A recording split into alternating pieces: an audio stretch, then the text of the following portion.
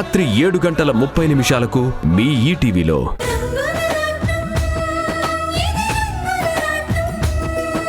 అదేంటి బాబు గారు, మీరే అవార్డు తీసుకోవాలి. ఆ సన్మానానికి మీరు మాత్రమే అర్హులు. మీరు లేకపోతే ఆ కంపెనీయే లేదు, ఈ డెవలప్మెంట్ లేదు అని అందరూ చెప్పుకుంటున్నారు. మీరేంటి బాలుని వెళ్ళమంటున్నారు? ఏంటత్తయ్య, మీరైనా చెప్పండి.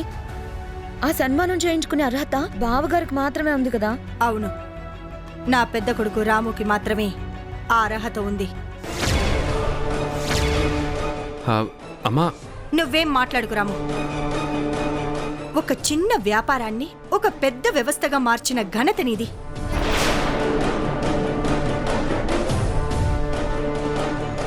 ఈరోజు మన కంపెనీకి ఇంత మంచి గుర్తింపు వచ్చింది అంటే అది నీ వల్ల.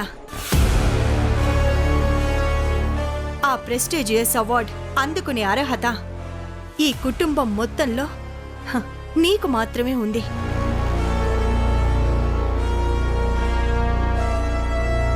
మరీ అంతగా చెప్తుంటే ఇంకేంటి బావగారు, మీరు బయలుదేరండి.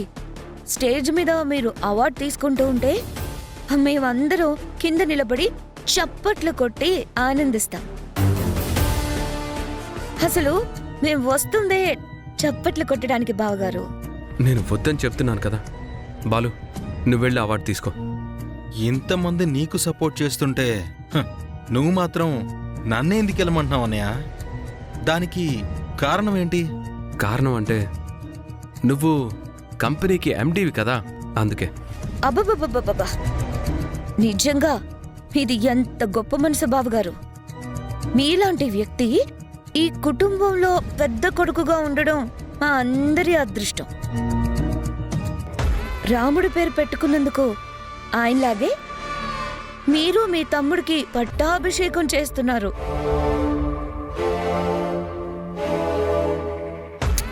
కాకపోతే ఇక్కడ ఇంకొక సిమిలారిటీ కూడా ఉంది.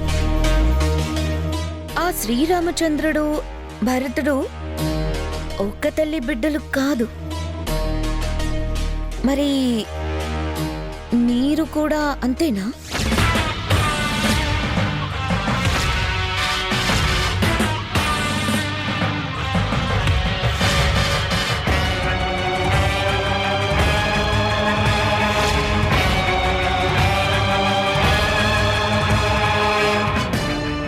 శశి, ఏం మాట్లాడుతున్నావు? మీరెందుకు తాతయ్య అంత కోపం తెచ్చుకుంటున్నారు? సమాధానం చెప్పాల్సింది అత్తయ్య గారు, మావయ్య గారు.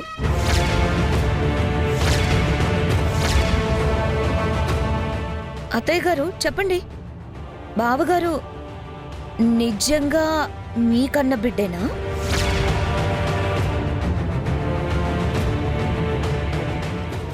అవును, డెలివరీ ఎక్కడ అయ్యారు? ఇంట్లోనా, హాస్పిటల్లోనా? హాస్పిటల్ పేరేంటి? ఏ ఇయర్లో పుట్టారు బావగారు? ఏంటమ్మా మీరేం మాట్లాడట్లేదు? శశి అడిగింది మామూలు ప్రశ్నే కదా, జవాబు చెప్పమ్మా. ఏం జవాబు కావాలరా నీకు? ఏం కావాలి నీకు?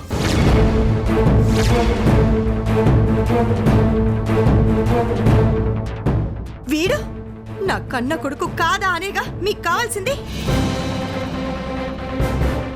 సమాధానం మీ ప్రశ్నలోనే ఉందని మీకు కూడా తెలుసు. తెలిసినా తెలియనట్టే ఇదంతా చేస్తున్నారని నాకు అర్థమైంది.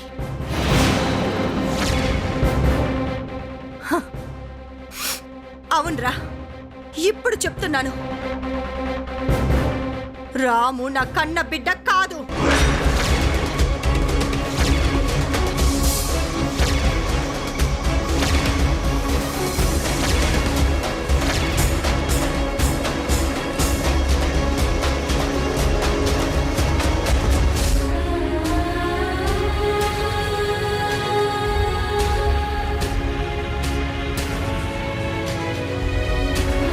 కన్న బిడ్డ కాకపోయినా వీడు అంతకంటే ఎక్కువ. ఇలాంటి వాడు నా కడుపున పుట్టలేదు అని నేను ఏడవని రోజంటూ లేదు.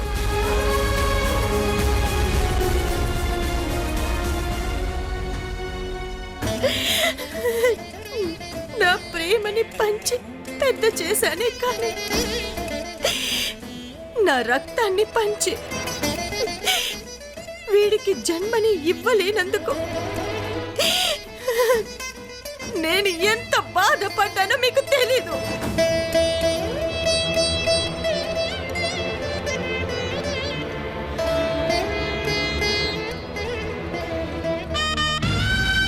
పేగు తెంచుకొని బిడ్డ పుడితేనే బిడ్డ కాదు. ప్రేమని పంచుకున్నవాడు కూడా కన్న కొడుకే. అది మీకు అర్థమైతే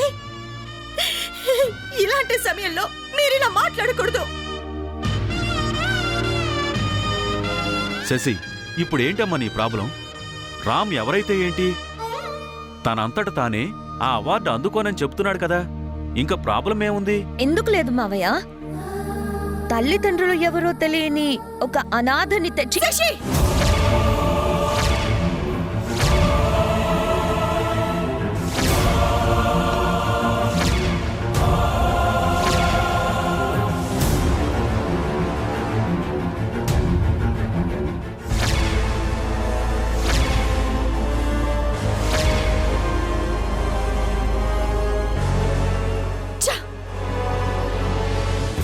నోరు అదుపులో పెట్టుకొని మాట్లాడు. వీడు నా కొడుకు. వీడికి మేమే తల్లిదండ్రులం. ఇంకొక్కసారి ఆ పాదం నీ నోటి నుంచి వచ్చిందో మర్యాదగా ఉండదు. అమ్మా, మీకు మాట అంటేనే అంత కోపం వస్తే మరి మీరంతా చేసిన పనికి మాకెంత కోపం రావాలి? నిజం తెలిసింది కాబట్టి, నిలదీసి అడిగాం కాబట్టి ఇదంతా చెప్పారు. లేదంటే పుట్టుక కూడా తెలియని ఒక మనిషిని జీవితాంతం నాకు అన్నయ్య అని అబద్ధం చెప్పి మోసం చేసేవారు కదా. రేయ్! నోరు మూయ్!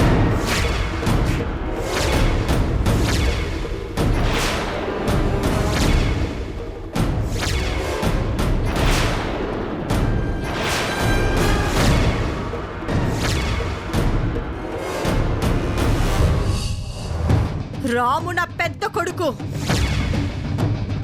వీడి గురించి ఎవ్వరు తప్పుగా మాట్లాడినా చేరేస్తాను.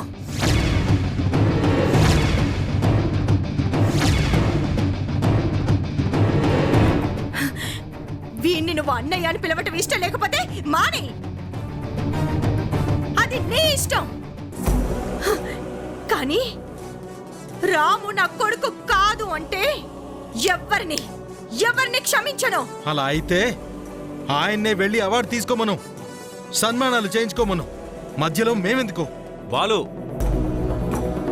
ఆవేశంతో మాట్లాడి ఈ ఇంటి పరువు మర్యాదలు తీకు. నాన్న, ఇప్పుడు కాదు.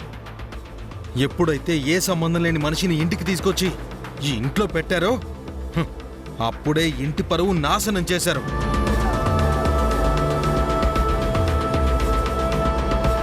ఇంతకాలం మమ్మల్ని మోసం చేసి ఈరోజు నిజాన్ని అడిగినందుకు నా చెంప పగలగొట్టారు. నాకంటే మీకు అతనే ఎక్కువైనప్పుడు ఇంక నాకేం విలువ ఉంటుంది? శశి, పద వెళ్దాం.